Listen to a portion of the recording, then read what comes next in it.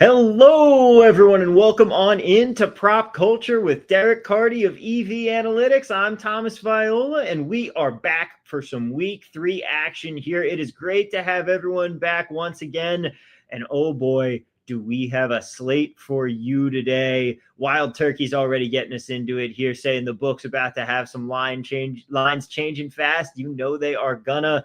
And Derek, my friend, we have a lot of props to talk about today, don't we?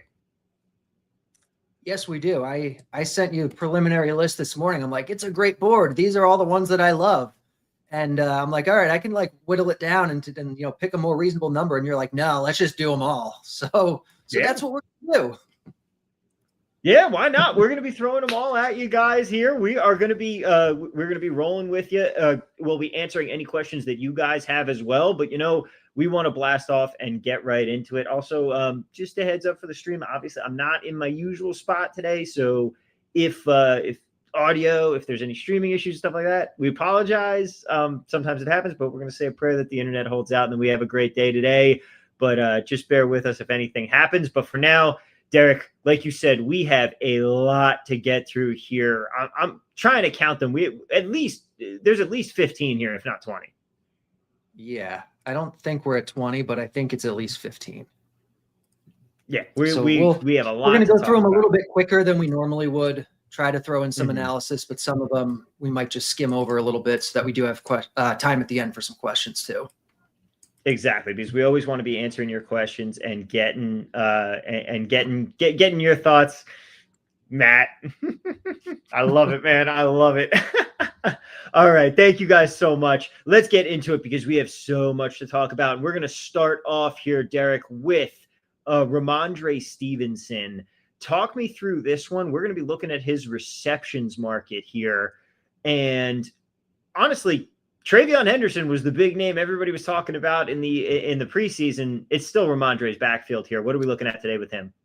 It is, yeah. This one's a little bit book specific, so we'll just go quickly. But if you have Fanatics or Hard Rock and you can get it at like plus 220 or plus 285, you can also check some of these other books and see what the alt lines are for 2.5. If anyone wants to see, maybe FanDuel or DK or somewhere has, an alt 2.5 at plus 180 or something like that, that will be good. But yeah, Travion Henderson got all the hype, but Rhamondre has been the guy. Travion, it almost seems like they're not impressed with at the moment. Yeah. And the quotes that came out this week, if you're in the Coach Speak Discord, which you should be because it's amazing, just really kind of struck me. What Vrabel was just raving about Stevenson all week about how he has such good hands and how he makes good catches and all this stuff about how he's great in the passing game. And then when he was asked about Travion Henderson, he said, "We believe in Travion Henderson's ability to protect. We'll keep working on it." It was just like night and day, the starkness of the quotes between the two. So I think it's Stevenson's backfield for now, even in the pass game. And if we're going to get such huge plus money on this when the blitz is projecting right around 2.5, yeah, plus 175, Evan Pelfrey saying, DK is plus 182, Ethan saying. So yeah, if you can find those alts at any of the books, I like this one. Yeah. Do me a solid, by the way, there. I want to just zoom in once on your screen. I think it'll make it a little bit easier for people to see. That's a good call. No problem. Trying to keep considerate for you guys. Let us know if you're having trouble seeing anything, because we will, of course, be willing to adjust to accommodate our wonderful, wonderful audience here. As Wild Turkey says, we've also got plus 185 on the Hard Rock right now. All right. Like I said, we have a lot to get to, so let's keep it on moving. We were going over Rhamondre Stevenson's receptions market. What about J.K. Dobbins? We're looking at him, same market, but we're going under this time.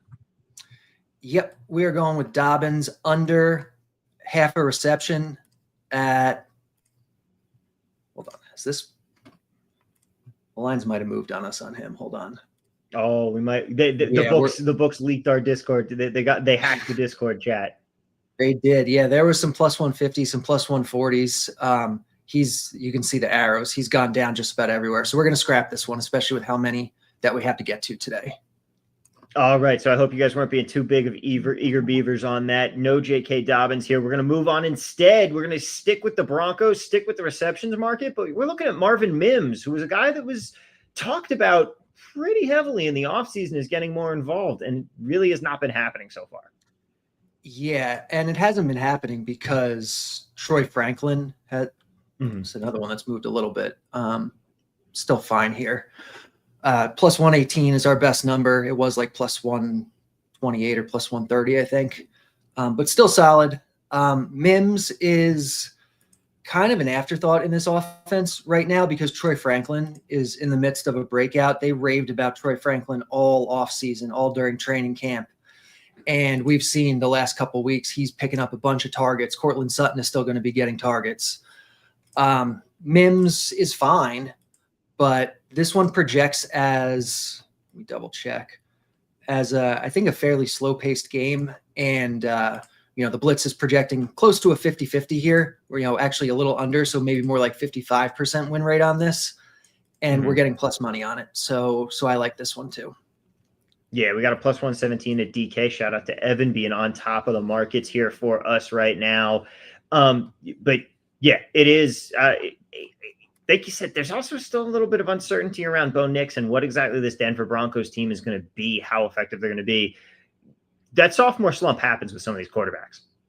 It does. It does. I'm not necessarily expecting that out of Nix, but there's always the chance for some regression, for the guy to have been better than he actually is over the course of, just one season. All right. We're going to stick with the receptions market here for a couple more guys. This time we're going to a young gun. Really hasn't been in the league for that long. No one really knows how his career is going to pan out. Adam Thielen. We're looking at his reception market here. Like, do I have the right guy here? I thought we were doing Thielen. Still seeing some value here. Yeah, so we're looking at Adam Thielen's over 2.5 plus 120 is the best number on the board, but you can see anywhere down to like even money is going to be fine at the very least because the blitz is projecting over 3 for him here. It's Carson Wentz as quarterback this week instead of McCarthy, which might be a downgrade, but also probably not because McCarthy wasn't looking that good. He was essentially a rookie.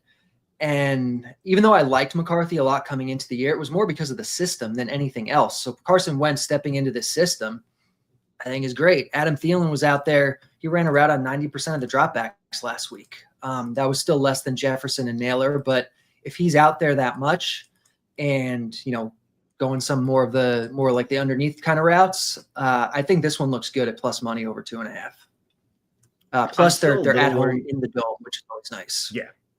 And we know how much the blitz loves domes. Yes, we do. Now, it's a little worrisome to me with Carson Wentz with that offensive line and the fact that he hasn't really been in Minnesota that long. Like, how well does he know the system? But the good news is, yeah, there's a bit of a dump off. Like this is your safety valve. This is that guy that you can expect him to look to maybe a little bit more if he's not sure where he wants to go with the football on a play. Yeah. Absolutely. He's almost a security blanket kind of guy, or at least could be for Carson Wentz. So yeah, I'm totally on board with that. All right. Before we continue on with more props here, we got a quick question from Brandon Leach, because this is really something you got to watch out for, especially this season. Has there been a noticeable decrease in yards across the board with the new kickoff touchback rules? Is it priced in? It feels as if there have been way more less than 200-yard passing games than I'm used to. How are you adjusting with the blitz for this? It's a good question. I honestly haven't done anything yet besides what the blitz can kind of already try to figure out and account for. But with kickoff stuff, I don't think it's really accounting for much of that yet. So something I do still want to dig into, just haven't had a chance yet, but it would make sense that we're seeing a little bit less yardage because of it. Yeah. So something that definitely to keep an eye on, and I'm sure, and the blitz is going to continue learning about as the season goes along. Yeah, definitely. Matt saying even money at Caesars minus 102 at DK, still worth it? Yeah, I'm okay with that. Yeah. All right, let's keep it moving here because we got to get to another prop. We're going to be going one more receptions prop here, and we're going to be going to Darius Slayton. I already had this one on my slate earlier, so very happy to see it. But Darius Slayton receptions, where are we going here? We are looking at Slayton under, lost some points again, but under 1.5 plus 120 is our best line at the moment. It looks like another one where the blitz is projecting, right about 1.5, close to a coin flip type of play that we're getting at plus money. Slayton is, an afterthought, let's say, in this Giants offense. Like, so much of it is going to flow through Neighbors, through Wan'Dale Robinson, Theo Johnson. It seems like the number 3 option at this point. They're going to throw to the running backs. Slayton's on the field a lot, but he really hasn't been doing much of anything yet this year. It's also worth noting that because we're doing receptions, so far this year, KC has run the second most man defense of any defense in the league. And you tend to see a higher completion percentage on shorter passes against zone defenses. So against man, this sets up, potentially well for Slayton for the receptions in terms of, maybe not being, not having as high of a, completion rate. Now let's talk about Carson Wentz. We're going to pivot here into Before the quarterback Wentz, market. Let's jump on the other reception one that I posted like 2 minutes before the show. Yep, I was going down in order. You're right. Let's hit that reception bouquet and finish it off. We're going to be going to Hollywood Brown here. Man, so much promise, so little delivery for this man. But it's not like the Chiefs have many other receiving targets at this point. Xavier Worthy, it looks like, might play this week. Yeah. Oh, so he just opened. I thought I saw him in a couple other books, but maybe he's only at these 2 right now.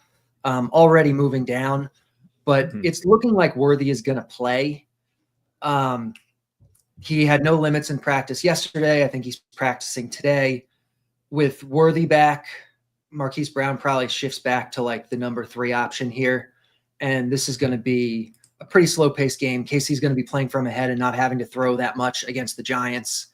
The under 5.5 for a number 3 receiver, even in this offense, is a big number. I did think it was at other books, but maybe not. But this is we still got minus 140. Yeah, we got minus 140 at 365, minus 145 at Hard Rock, and I'm sure that part of this is also the Worthy news is coming out right now. MGM also has it, so clearly we have some options here. I'm sure that these lines are just going up now with. Yeah, I thought it went up at more books, and I wanted to get in earlier because if we get news that Worthy's playing, this will definitely drop. So I wanted to squeeze this in, but I'm sorry that it's not more widely available. Yeah, it looks like some people are having some luck finding it here, but yeah, but hey, if you can find it and you can get it, good on you here. It should be a pretty good number. Now let's talk about Carson Wentz some more. Not exactly a mobile threat, but we are looking at his rushing market here. Yeah, he's not exactly a mobile threat, but like in his backup role the last couple years, like he has had some games where it's just like, oh my God, Carson Wentz did what on the ground? So like he can. It's not like what he's known for, but he can. And then also there was a quote this week out of Minnesota. Let me see if I can find it again. It was in the Coach Speak Discord. Offense coordinator Wes Phillips said, I think the ability for Carson Wentz to make some plays with his legs will show up just like it did with Sam Darnold. And if you go back and you look at what Sam Darnold did last year, he went over this number in, I think, like 13 of the 17 games or something like that. So it's actually, you know what? I think I like the 3.5 better than the 2.5, just FYI. Is that, what number did I give you in our chat? I feel like these are all moving so much that. Yeah, you gave me 3.5 plus 120. 3.5 plus 120 at ESPN was what we had. So that'll be our number for the record. The 2.5 is definitely fine. He went over the 3.5 in, I think, 10 of the Darnold last year went over the 3.5 in 10 of his 17 games. And they're saying Wentz is going to step into kind of the same role. And honestly, Wentz might be a better rusher than Darnold is. We're getting a pretty good number here. And there's even, with Joe Burrow out, the chance for some kneel downs for Wentz here as well. Yeah, that is something we love to talk about last year on the show. Those kneel downs can be a very big deal, even if it's just going into the half. A kneel down counts as a rushing attempt, and you can all of a sudden go over some of those totals just by virtue of getting these kneels. Yeah, you can. The kneels are something very few people think about when it comes to rushing attempts, but they can make a big difference. Mm-hmm. All right, let's talk about a guy who is going to be running the ball a whole lot more than Carson Wentz, but probably not taking any kneel downs here. We got Nick Chubb, who's been powering his way through a very suspect Houston offensive line so far this season. Where are we going with his carries in this game? Do we see him continuing this usage? I kind of do, yeah. We're looking over 13.5. Even money is our best number. You can find it. Even the minus 115s, the minus 120s look good. Looks like ESPN has a 14.5 at plus money. You can see if any other books have alts, 14.5 at plus money would be definitely fine too. Chubb is the guy here for Houston. He, coming into the year, we heard, okay, maybe Woody Marks, maybe, they seem high on Dameon Pierce. Now he's not even high playing. on Dameon Pierce anymore. He was inactive last week. The last 2 weeks, I think, actually. They said last week they want to start getting Chubb more carries. There weren't quite enough plays last week to get him to this number, but I think this week there should be, especially outside of the dome. Maybe they run a little bit more than they otherwise would. You can see the blitz is projecting like 16 carries here. So, 2.5 carries over the line at anything close to even money is going to be a good play. Mm-hmm. Real quick, going back to Wentz here, Taylor Holt says big value on Wentz over passing yards earlier this week. What do you think of that one? We have another Wentz prop coming up, so let's talk about it in a couple minutes. Yes, you are correct. Looking at that is me lacking the QB awareness right here, because you're right. We'll get back to you, Taylor, on that one. But first, we got one more quarterback that we want to talk about in the rushing market, and that is the staff daddy, Matthew Stafford himself for the Rams. You're going under his carries, and quite frankly, the only risk that you run is kneel downs with Stafford. This man does not want to run the football, even when he's not getting epidurals for his back. Exactly. Maybe you get some really bad luck and he scrambles, once every 4 games or something, and you happen to get that game, or a QB sneak or something. But really it's the kneel downs that will get Stafford there. And especially with the line at 1.5, it really is going to have to come down to kneel downs, and they're facing the Eagles. The kneel down equity for Stafford here is not as good as it's going to be in a lot of other games, because the Eagles are more likely to win the game. And so less likely that Stafford gets to take those kneel downs. So I like this one a lot. Mm-hmm. Yeah, this is a very good opportunity here. I mean, he is not a man who wants to move. And it's going to be definitely, I believe that we had this prop a lot last season too. Yeah, I definitely, especially towards the end of the year, I remember this one showing value frequently and hitting it a lot. Yeah. Mm-hmm. All right. Now we come to a very, very interesting one. This is one that I was looking at earlier in the week. Part of me is difficult to say, because part of me is a little bit scared off by it. Derrick Henry, and we're trying to predict some Derrick Henry usage here. Just non-existent in Baltimore's last game out. We're looking at his carries here. Where are you going in his carries market? As Nick Porto also says, half a 0.5 rushes on DK is minus 121 for Stafford. Yeah, I'd much rather have the 1.5 for a few extra points. That would be so much better.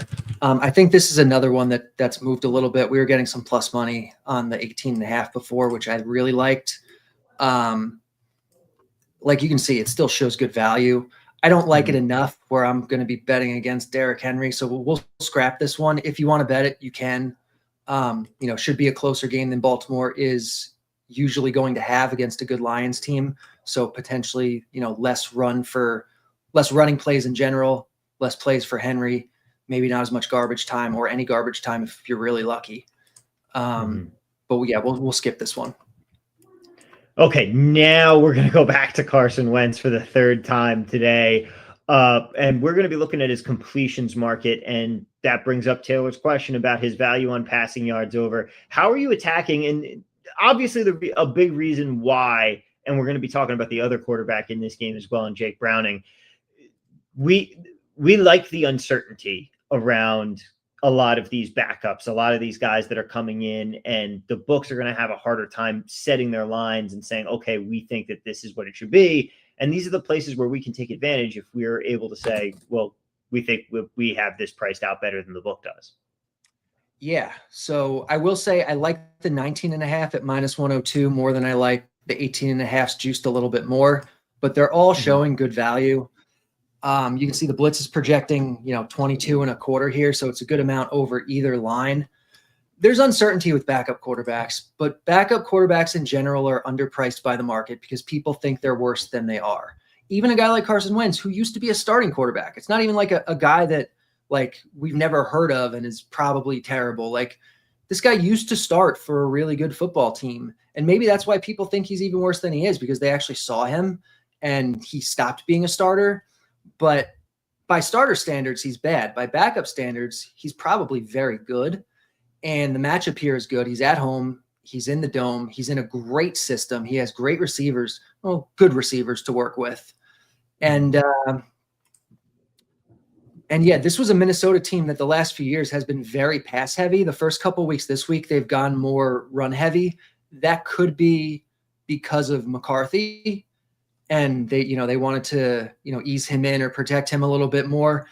With a veteran, they might go back to kind of the pass heavy approach, which would be really nice. That's not even fully baked into this, but if they did, it would give us some more value on this. So I like the Wentz one. In terms of the yards, I wouldn't bet the yards just because I like betting the completions more. In general, if it's close call, I go towards the volume stat over the yardage stat. Especially with the point that was made earlier about the kickoffs and maybe yards being a little bit lower this year. I always like the completions better than yards when it's showing comparable value. Yeah, and it's just a more stable stat. There's less volatility to it. It's easier for you to go in and routinely predict the usage and the volume that people are going to get. And it also means that it can just be a more stable way for you to be increasing that bankroll as you go on through your season here. Now, one other quick thing to point out there with the pass heavy attack that the Vikings could roll out, Aaron Jones also hurt. Yep, that too. That's a really good point. With Aaron Jones hurt, they like Jordan Mason, but maybe they won't run as much as they would with two backs that they love instead of just the one this week. So that's a really good point. Very important to keep that in mind. Now let's talk about the other quarterback in that game, Jake Browning. We're going to be going to another volume-based stat for him here. What are you thinking when it comes to Browning's usage? Because the Bengals last week showed no hesitation to just let him rip it. Yeah, the Bengals have made it pretty clear that they're the most pass-heavy team in football. Even without Joe Burrow, they're still going to throw the ball a good amount. You see the blitz is projecting almost 37 attempts for Browning here. They're going into a dome, which is obviously going to promote passing and probably efficiency as well, which will keep the chains moving and keep him on the field to keep throwing. We saw last year when Burrow was out and Browning was it last year or 2 years ago? 2 years ago, I think, when Browning made some starts. Like they still threw the ball. I think it was last year. Yeah, it was 2023. Okay. I mean, he had several games of mid-30s, high 30s, a couple games of 42 attempts. Like they will throw the ball with Browning. So hopefully there's just enough play volume in general here, but I like this one. Let's talk about another quarterback who has certainly been around, Joe Flacco. He's been okay to start this season for a Browns team that, let's face it, is bad. But what are you looking at when it comes to Flacco's numbers this week? It's going to be a rough one against this Green Bay Packers team. Yeah, I'm looking at the under passing touchdowns at plus 210 here. The under 1.5 super juiced are fine. But if you can get one of these under half a touchdown ones, I like them more just because of the way the math works out. The blitz is projecting about 3/4 of a touchdown here. So, maybe like a 40% chance that this hits, but at plus 210, that's insane value. These touchdown plays, interception plays, we have a couple of later that we'll get to. They're really so much just about the math behind it. The number they're giving us is really good compared to what the chance of this happening is. They're not, I think we talked about it last week. They're not like an easy market to handicap in terms of like giving analysis for it. It's kind of just like, this is the projection. This is the number. It's showing good value. Let's just do it. Yeah. And I mean, how many times during the course of a season will we bring this up and will we talk about the fact that some of these props you're going to lose more often than you win? But it's about taking them in volume. If you take just one, yeah, you might lose it. But if you're taking 20 over the course of the season and you're getting paid at more than 2-to-1 to hit on them, you don't have to hit on all that many to be profitable. And that's the same thing. It's the same mantra that we have with these interception markets. I missed on a couple of those this past week, but you come right back to it because you want to keep flipping the coin because you're getting a better price than what's fair and what you should be getting on it. Yep, that's exactly it. Couldn't have said it better myself. Thank you, sir. I learned from a very wise teacher when it comes to that. A few of them, really. Let's talk about Jordan Love. We're sticking with this Green Bay Cleveland game, and we're going to Jordan Love's rushing yards market here. It's only 5.5 yards. How challenging is it to filter out these quarterback rushing markets that are just a little bit different than trying to predict running backs? Yeah, quarterback rushing markets are I feel like tougher to figure out, but I think that's why we see value on them as much as we do. Jordan Love is not a guy that they run very many designed runs for. He's not a guy who has gone over this number very often. I think 6 times in his last 18 games, so like a third of the time. And we're in a spot here where even if he scrambles and he gets 6 or 7 yards, Green Bay is such a big favorite against Cleveland here that there's a chance that we get 1 or 2 or 3 kneel downs at the end to take some of those yards away and bring us back under the number. So that's a big reason why I like this one. Man, those kneel downs just can come in really handy with these quarterback markets a lot of the times when if you're betting unders, if you're betting overs, if you're betting overs on these rushing attempts markets, these kneel downs can be a very big deal. You have to factor in who's the favorite, which team is most likely going to be potentially taking a kneel down to end the game, as well as, let's face it, like some of them, you have a slight edge with the coin toss. That there's an extra kneel down opportunity there for the team that gets the ball last in the first half. And if they're getting the ball again in the second half, and they're less likely to push the envelope and maybe kneel it down with 20 seconds to go in the half. Yeah, absolutely. Mm-hmm. A lot to watch out for there, but let's go to Najee Harris. Speaking of watching out and keeping your eye on things, Najee Harris's carry market here. Curious for your thoughts on this one because Omarion Hampton has not broken out for this Chargers team. No, he hasn't. And we saw, in week 1, they didn't give Najee very much work. And then in week 2, he went up significantly. I would expect him to continue getting work here, but I still, even projecting him for a good amount of work, we're still looking at some pretty good value here. I actually like this FanDuel number, the 7.5 at plus 112, better than the 8.5s that are out there. But you can see even the even money 7.5s are good. The blitz is projecting a little less than 6.5. It really comes down to, I think, just this game is going to have a little bit less volume in general than it otherwise would. It's going to be fairly close. So they might not have the opportunity to run as much as they would want to. And Najee Harris is the number 2 back here. So it's just one of those ones where you put it all together, you play out the game a bunch of times, and the blitz says, all right, he should average about 6.5 carries, and they're giving us 7.5 at plus money. Yep. Again, it comes down to it. It's about the numbers that you're getting. It's about the odds that you're getting those numbers at. And you have to watch out with these running backs and say, okay, this is probably what he's going to be doing all season long. Every time they're going to give us this opportunity, we're going to take it, and we're going to assume that we're going to come out ahead at the end of the day on those. Yep, exactly. And so we will take that on Najee this week. Indeed, we will. All right, we've got another bouquet of under interception props here. Do we want to just bang them all out at once here and then get to some questions from the chat? Because guys, this is how we're going to close it out for the props that we have for you. And then please drop your stuff in the chat, drop your questions in the chat. If you have any games that you want us to go over, please hit us up now. Now is the time to start throwing them in. We'll be answering them right after Derek talks about these interceptions. Yep. So we're looking at Bryce Young under half an interception plus 125 is the best number, but pretty much any line on the board is going to be really good value at this point. Again, not one where there's any sort of fancy analysis. It projects well.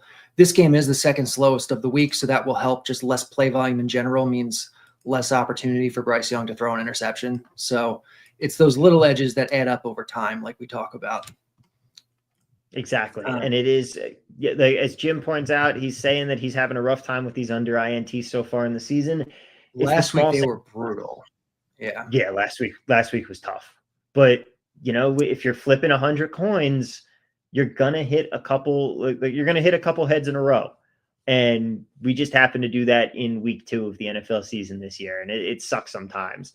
But that's why you want to keep flipping the coin, because you know that it's going to be more fair than that. And you know that those are going to even out over the long term here. Yep, that is exactly it. In any given week, maybe they can wind up being really bad. I wouldn't let it take you off of a market just because that happens. As you can see, I'm going right back to it, even though last week was really rough especially for the interception market. We're looking at Baker Mayfield here, under half an interception plus 112 at FanDuel is our best line. Again, it's just about the math for this one. And then we will go to our last one, which is Bo Nix under half an interception at plus 115 is our best number. But again, the 110 at FanDuel, the 105s that are everywhere, the even money, it all looks good. The blitz is actually projecting less than half an interception to start with for Nix. So this one looks really good. Yeah, and we'll have to see. I mean, it is going to be a little bit of a banged up Chargers team that they're going up against here, this Chargers defense. Yes, definitely. And going into a dome, which is going to help in terms of not as many errant throws. Nix is going to be able to put it where he wants it more often, which means fewer interceptions. Exactly. All right. That is going to do it for the props that we have to bring to you guys, but we want to know your questions. We want to know where you want to get Derek's thoughts on. Give us some spots. Drop your questions in the chat right now. I'll give you a few minutes. I'll vamp here while you guys drop your questions in, because Derek, I do want to ask you about the fact that we are coming into week 3 here, and we're starting to get to the point where maybe we're moving off of some of our priors. How is the blitz adjusting here through a 2-week sample size? You don't want to overreact to 2-week sample sizes, but in the NFL, there are things you can learn from 2-week sample sizes. So really, it's just about taking a measured approach and trying to understand which stats are stable or which ones we can believe after a week or two, and which ones we don't want to overreact to. One of my favorite angles and one of my favorite things to talk about is pace of play. And pace of play stabilizes extremely quickly. After just 1 week, you can get a pretty good sense of who the fast and slow teams are. After 2 weeks, you have a really good sense of it. So that's one where we can be pretty certain, like, these are the teams that are fast, these are the teams that are slow. And that can really help inform a projection and help us find edges. Yeah, it really can. And pace of play is something that we talk about time and time again on this show for very good reason. All right. Steven Johnson wants to know thoughts on Colston Loveland under receptions or receiving yards. His lines just moved up. DeAndre Swift was announced as questionable for Sunday, and now we're seeing some undervalue here. What are you seeing? Let's take a look. I wasn't under the impression that Swift was actually in danger of missing anything, but Let's see. Oh yeah, there's definitely some Loveland value here. It must have moved up. Maybe someone gave it out as a play too to move it up, because it looks like it moved up everywhere recently. I mean, we could throw this one out as a play. Loveland under 1.5 at plus 128 is very much like the other ones we gave out earlier, where the blitz is projecting right around 1.5 and we're getting the good plus money. And so it's like a coin flip at plus 120 or plus 128. And I mean, this is a Bears offense that, even though it feels like everyone's excited about this Bears offense this week. I know, especially in the DFS streets, like people are going to be on the Bears. They have so many mouths to feed, and Loveland really has kind of been an afterthought in this offense so far. Cole Kmet has been the primary tight end.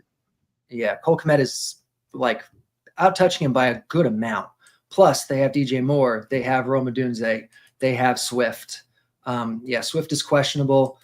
Unless something new happened, I don't think he's going to miss, unless I missed a piece of news or something.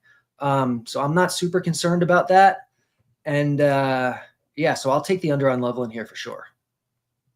Yeah, I completely agree with you. I'm liking this one as well. Ethan Alpern wants to know thoughts on we like our ugly quarterbacks, guys. We love our ugly quarterbacks. Do we like anything here with Spencer Rattler and Joe Flacco on their over attempts markets? Well, let's take a look real quick. Over attempts for Rattler or Flacco.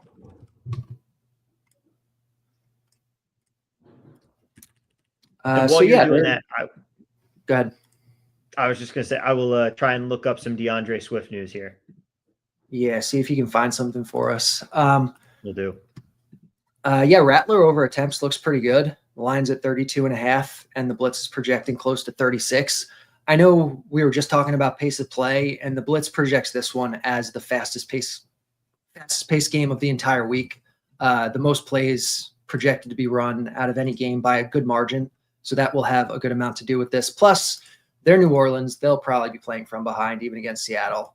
And Rattler will probably have to be throwing the ball. Quality survivor spot this week. Quality survivor spot here, by the way, on Seattle this week, I think, because you got the Saints leaving the dome for the first time here. No real future value on the Seahawks. This is probably where I'm going this week at Survivor. Totally off topic, but my thoughts. I kind of like that. That's an interesting one. Flacco, not as much value. You can see the line is already set super high, 38.5. The blitz is projecting more like 37. A little bit of value on the under, but really not enough where I would want to go out and bet it. Kind of just looks like a fair line. Okay, so no real value there. I'm not seeing anything on DeAndre Swift other than the announcement that he was questionable.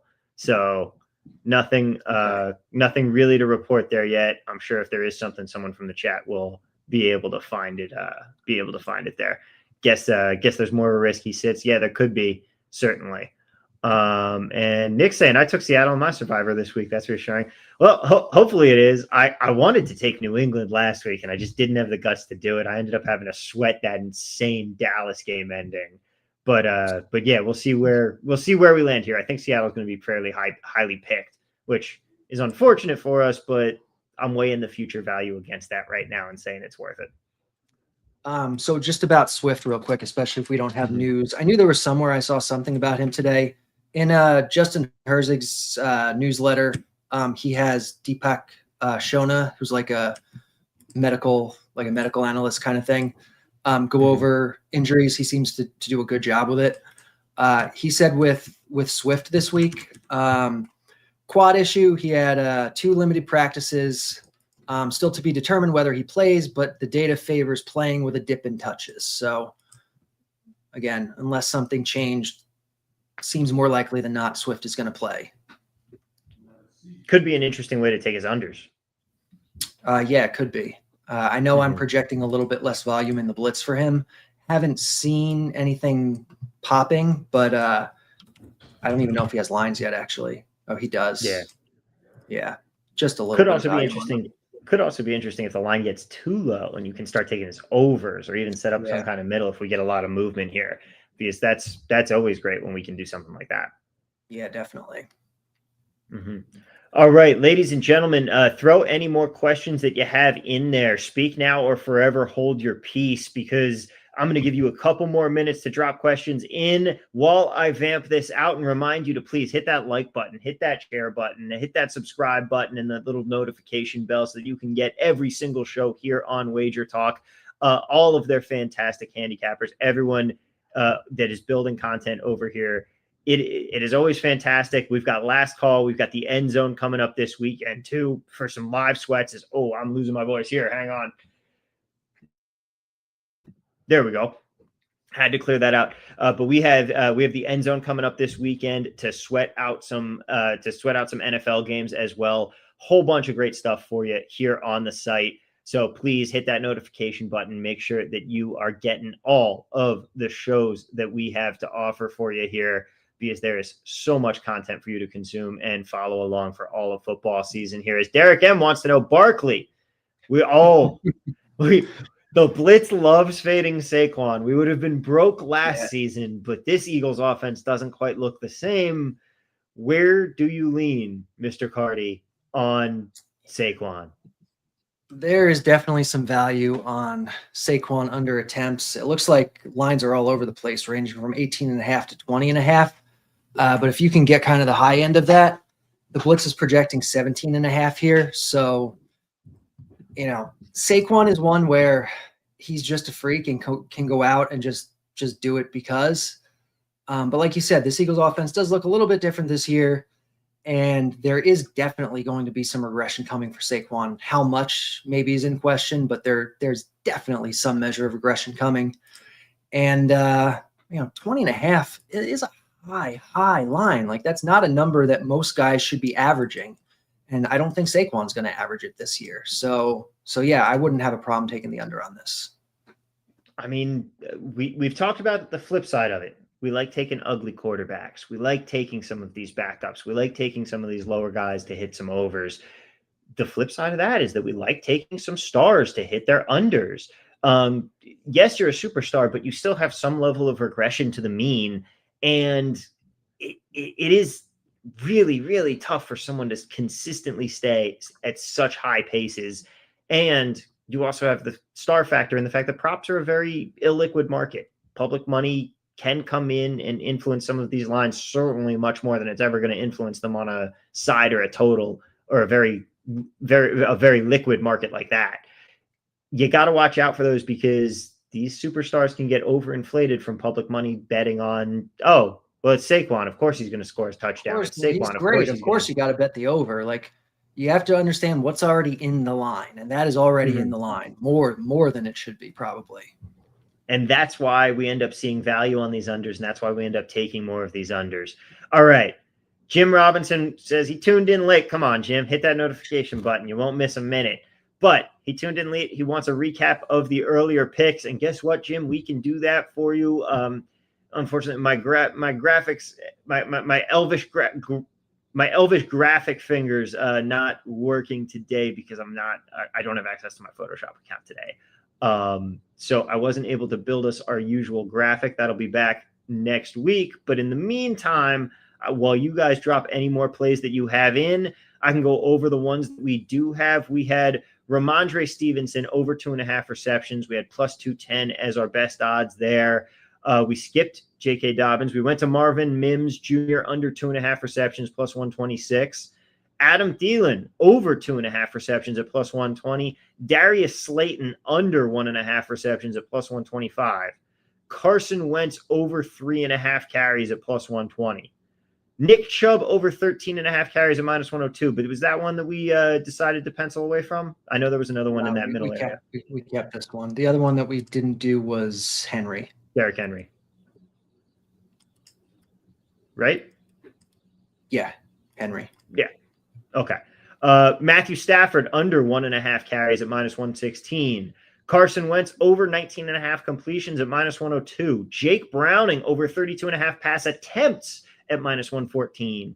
Joe Flacco under a half a touchdown pass plus 210. Jordan Love under 5.5 rushing yards minus 111. Najee Harris under 7.5 carries at plus 112. And then our bouquet of interception props. Bryce Young, Baker Mayfield, and Bo Nix all under half an interception. For Bryce, that was plus 125. For Baker, that was plus 112. And for Bo Nix, that was plus 115. Finally, we have Marquise Brown, Hollywood Brown, under 5.5 receptions at minus 141 was the odds that we were seeing. No problem there, Jim. All right, ladies and gentlemen, I'm going to give you the spiel one more time. If you have any more questions, throw them into the chat now. Speak now or forever hold your peace for this Friday of the NFL Week 3 slate. Derek, it is a pleasure to be here with you as always, my friend. Very excited for the amount of props that we have this week. The board is just popping with value for us all over the place. We never discussed it. How we end up doing last week. I was, with everything I was betting in totality, fairly, I was up a little bit on the week. Definitely a positive ROI. How'd we do on the show? That's a good question. I can pull it up real quick. I know I had a down week overall. In terms of the show, I think we might have been positive. Let me look real quick. I think we had a decent one because we certainly had a bunch of props there. We cashed the Geno Smith. No. It was a losing week for the show too, which happens. I mean, yeah, it's the nature of this. It sucks when it's early in the year, but that's what happens. Last year, I think I was down until like week 7, and then the rest of the season was just on fire and wound up super ahead. You can't control when variance hits. Exactly. And yeah, I remember that. We were really slow to start last season, and then we came out, caught fire, and we were up great by the end of the year.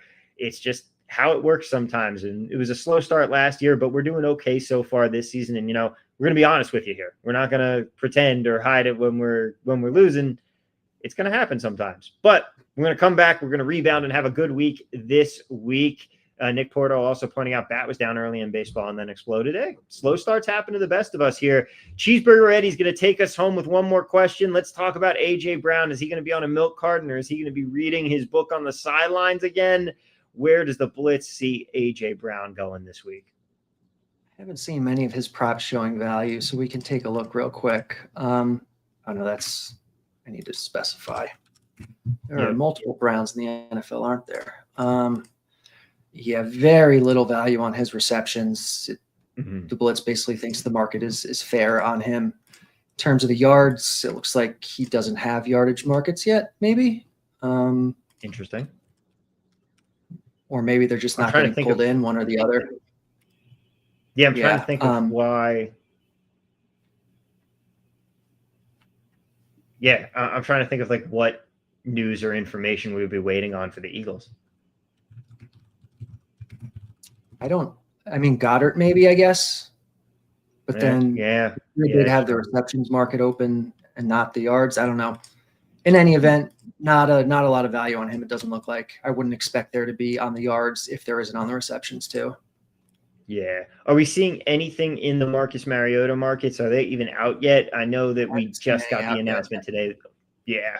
Yeah. So they might have dropped while we were on the show, but I haven't seen them yet. All right.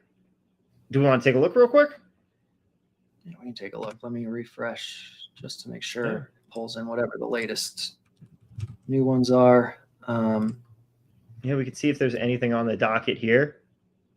We do like ugly backup quarterbacks.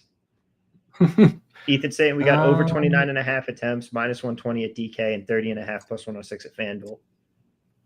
Yeah, so it looks like the attempts market. There's going to be some value here. 5 stars, projecting about 3.5 over the line, which is nice. So yeah, you could bet on some Marcus Mariota stuff if you want. All right. Well, there we have it. We've got some Marcus Mariota props, and that is what is going to take us home here. It's been another great show. Thank you guys so much for being here with us. Best of luck on the Week 3 slate. You remember, hit that like button, hit that subscribe button, hit that notification bell, get all of the shows. Come back with us this weekend for Last Call in Saturday and Sunday mornings, of course. And then rolling straight on from there, we've got End Zone live sweats for the NFL on Sunday. Going to be a great time. I know Prez is excited for that show as always. That man's a character. I love that guy. Come, tune in, sweat with everybody, have a great time, make some bets, and we will be seeing you guys next week. Thank you so much for being here with us as always. We love you. We'll be right back here, same time, same place next week. And in the meantime, let's cash some tickets. We'll see you next time, everybody.